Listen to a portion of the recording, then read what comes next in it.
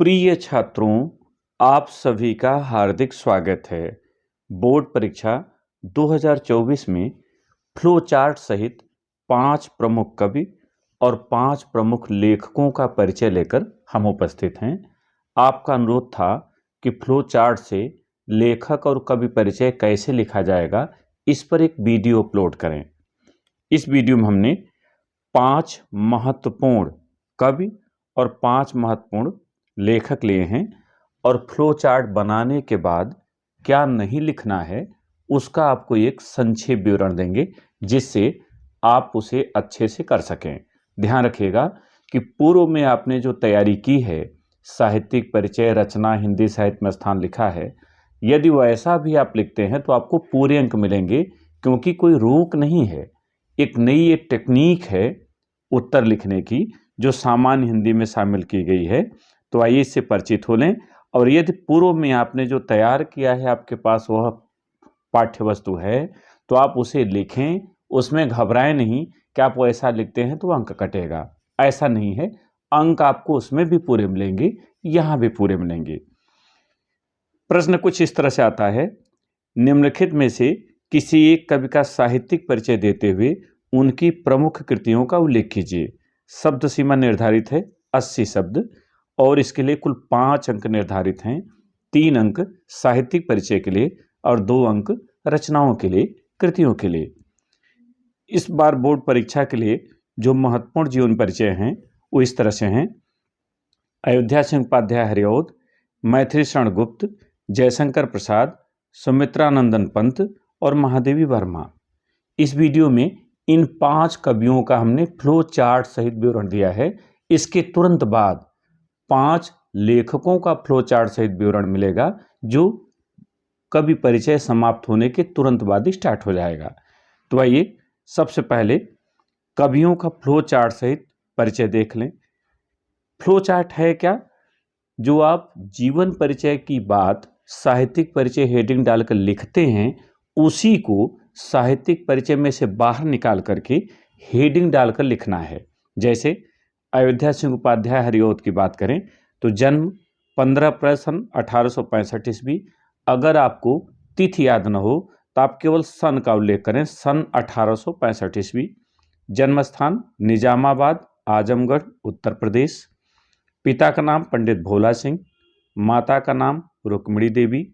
शिक्षा हिंदी, संस्कृत, अंग्रेजी का स्वाध्ययन यानी स्वाध्याय से अध्ययन। लेखन विधा गद्य एवं पद्य पर समान अधिकार, इन्होंने गद्य और पद्य दोनों पर समान रूप से लिखा है। भाषा ब्रज भाषा एवं खड़ी बोली। यहाँ ध्यान रखिएगा, आपकी सुविधा के लिए हमने खड़ी बोली हिंदी लिखा है। खड़ी बोली का मतलब ही हिंदी होता है, इसलिए खड़ी बोली के साथ हिंदी लिखना आवश्यक नहीं है। शैली प्रबंध एवं मुक्तक, दोनों तरह की शैलियों का इन्होंने प्रयोग किया। प्रसिद्धि खड़ी बोली के प्रथम महाकाव्य प्रियप्रवास के रचयिता के रूप में प्रसिद्ध हैं। मृत्यु 6 मार्च सन 1947 ईस्वी। यहाँ भी याद रखिएगा, तिथि नहीं याद है तो केवल सन 1947 ईस्वी इतना उल्लेख करें। यही है आपका फ्लो चार्ट।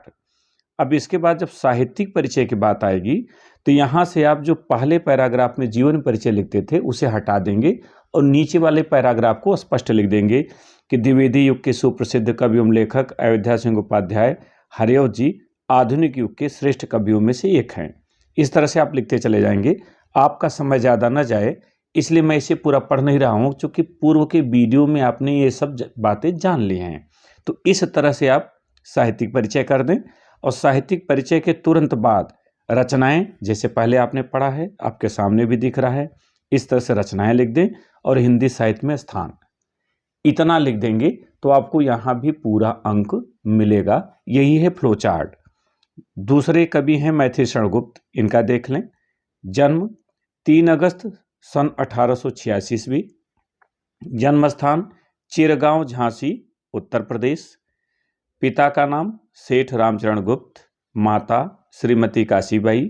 शिक्षा घर पर ही संस्कृत, अंग्रेजी, बांग्ला का स्वाध्ययन यानी स्वाध्याय से अध्ययन किया इन्होंने। भाषा परिष्कृत खड़ी बोली हिंदी। शैली प्रबंध, मुक्तक एवं गीत शैली। प्रसिद्धि साकेत एवं भारत भारती के रचयिता के रूप में विशेष रूप से प्रसिद्ध हैं। मृत्यु 12 दिसंबर सन 1964 ईस्वी। अब साहित्यिक परिचय हेडिंग आप डालेंगे और साहित्यिक परिचय डालने के बाद पहली लाइन से राष्ट्रकवि मैथिलीशरण गुप्त जी आधुनिक युग के श्रेष्ठ कवियों में से एक हैं, यहीं से करके आप वही बातें लिख देंगे जो साहित्यिक परिचय में आपने पहले तैयार किया है। स्क्रीन पर आपको ये दिखाई भी दे रहा है, अगर कहीं भ्रम है तो आप इसे देख भी सकते हैं।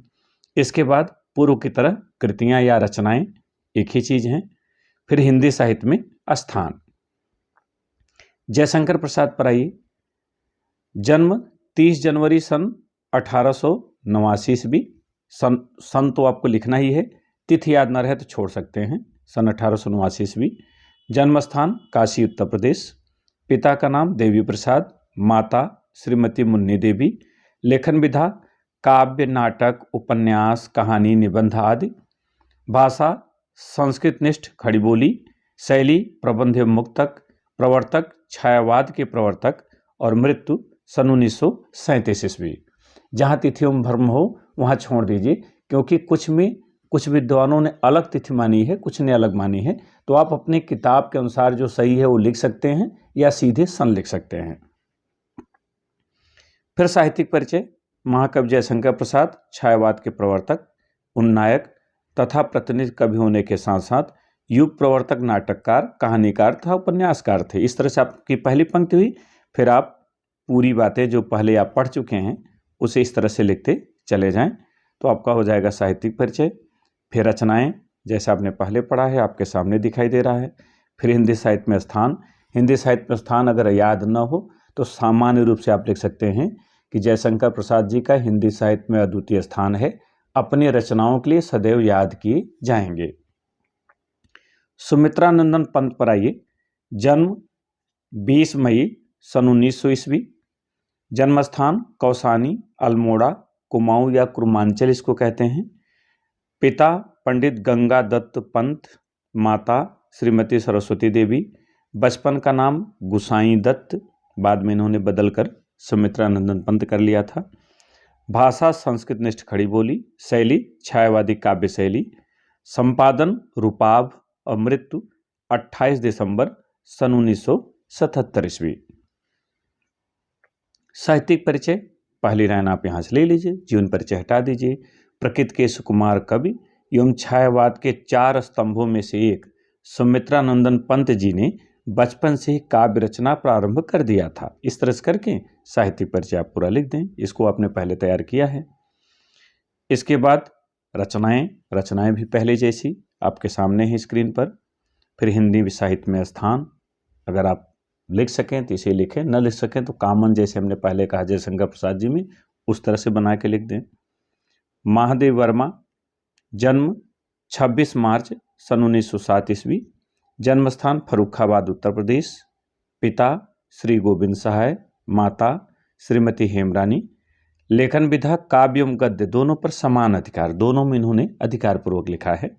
भाषा संस्कृतनिष्ठ खड़ी बोली। शैली मुक्तक गीत शैली। संपादन चांद पत्रिका। और मृत्यु सन 1987 ईस्वी। साहित्यिक परिचय। हिंदी साहित्य में आधुनिक युग की मीरा के नाम से विख्यात कवयित्री महादेव वर्मा जी विलक्षण काव्य प्रतिभा से संपन्न छायावाद की प्रतिनिधि कवयित्री एवं लेखिका हैं। इस तरह से आप शुरू करें और जो आपने पूर्व में लिखा है उसको पूरा लिख दें। फिर रचनाएं भी पहले जैसी आपको लिखनी है। हिंदी साहित्य में स्थान भी एज इट इज जैसे आपने पहले तैयार किया है। अब आइए गद्य पर। प्रश्न यहां भी इसी तरह से आएगा कि निम्नलिखित में से किसी एक लेखक का साहित्यिक परिचय देते हुए उनकी प्रमुख कृतियों का उल्लेख कीजिए। 80 शब्द की सीमा है, यानी बहुत बड़ा नहीं लिखना है, 100-125 शब्दों में आपका आ जाना चाहिए। 5 अंक इसके लिए भी निर्धारित हैं। इस वर्ष के लिए जो महत्वपूर्ण लेखक हैं वो हैं डॉक्टर वासुदेव शरण अग्रवाल, कन्हैयालाल मिश्र प्रभाकर, डॉक्टर हजारी प्रसाद द्विवेदी, प्रोफेसर जी सुंदर रेड्डी और डॉक्टर APJ अब्दुल कलाम। इन्हीं का हमने फ्लो चार्ट यहाँ प्रस्तुत किया है। तो आइए देखें। डॉक्टर वासुदेव शरण अग्रवाल, जन्म 7 अगस्त 1904 ईस्वी। जन्म स्थान खेड़ा, मेरठ, उत्तर प्रदेश। उपाधि PhD डीलिट। शोध ग्रंथ पाणिनिकालीन भारत। भाषा विषयानुकूल परिमार्जित खड़ी बोली। शैली विवेचनात्मक, विचारात्मक, गवेषणात्मक आदि। प्रसिद्धि पुरातत्ववेत्ता एवं निबंधकार के रूप में, और मृत्यु सन 1967 ईस्वी। इसके बाद साहित्यिक परिचय आप पहली पंक्ति इसी तरह से आरंभ करिएगा। भारतीय संस्कृत के गंभीर अध्येता, सुप्रसिद्ध पुरातत्ववेत्ता, अनुसंधाता, निबंधकार और संपादक के रूप में प्रतिष्ठित रहे डॉक्टर वासुदेव शरण अग्रवाल ने मुख्य रूप से पुरातत्व को ही अपना विषय बनाया। ऐसे करके आप पूरी बातें यहाँ लिख दें। इसके बाद रचनाएं भी इसी तरह से जैसे आपने पूर्व में लिखा है, सारे वीडियो हमने अपलोड किए हैं, आपने देख लिया है। हिंदी साहित्य में स्थान भी इसी तरह से कर दें।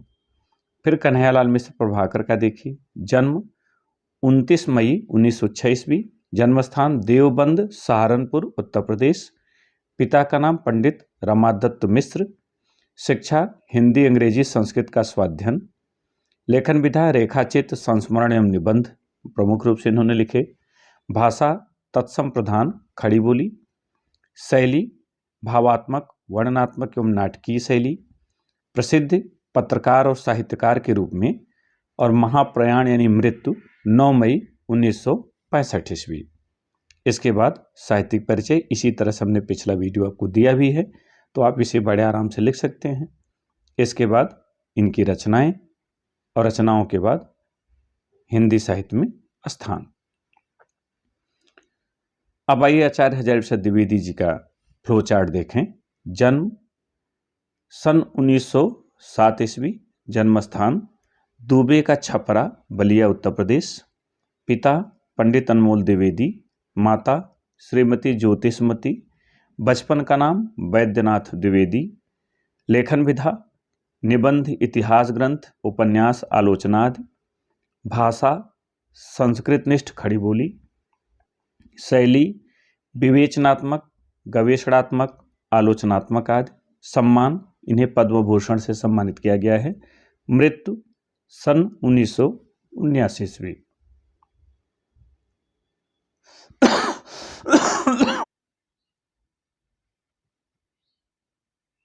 अब साहित्यिक परिचय पर आइए।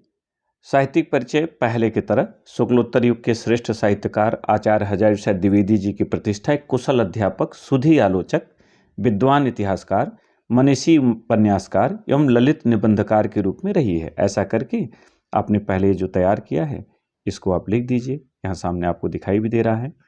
फिर कृतियाँ इनकी लिखिए, रचनाएं ये आप तैयार कर चुके हैं। इसके बाद हिंदी साहित्य में स्थान लिखिए। प्रोफेसर जी सुंदर रेड्डी का फ्लो चार्ट देखें।